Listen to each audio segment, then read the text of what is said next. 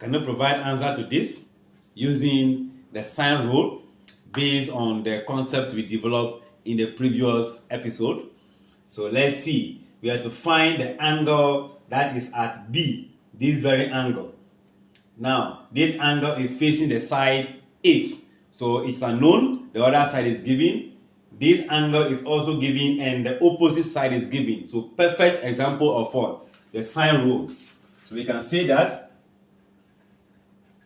using the sine rule,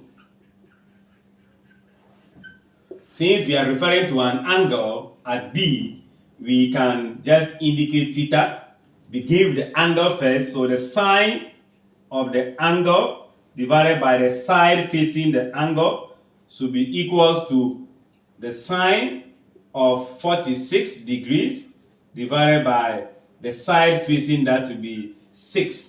So we can do a cross multiplication whereby 6 will multiply the sine theta, then 8 will also multiply the sine 46 degree, right? We are looking for sine, so let's divide by the coefficient of 6 divided by 6, 8, 46 divided by 6. So what are we doing? It will cancel, so leaving out with the sine of the angle equals to 8 sine 46 degree divided by 6.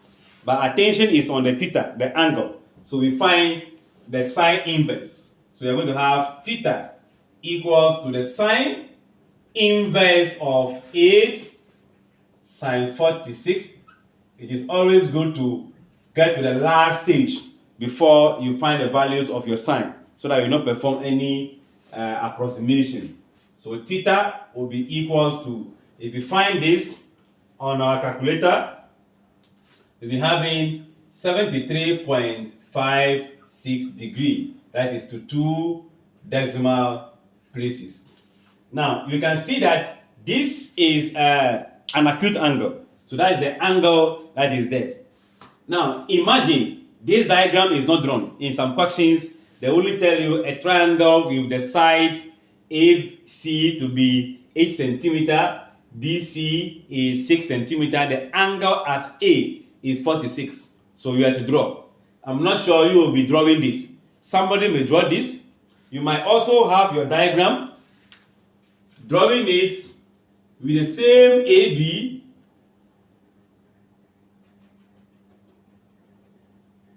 Then let me put it here. So it means you can also draw it this way, your B. So this will be the angle that you will be asked to find. So you'll be labeling here to be 6 centimeter instead of this angle. You check carefully that the value of these two angles will definitely what? Change. So this angle and this angle will not be the same. That will bring us to the point that sine is positive in 2 different quadrants. We are having a sine to be positive in 2 different quadrants. Therefore, if you have your angle for sine, which is an acute angle, we can have another possible angle, which will mean that 180 minus theta will give us the other second possible angle, meaning you'll be having 180 minus 73.56, and that will be giving you, we have 106.44. So in all, the value of the angle, therefore,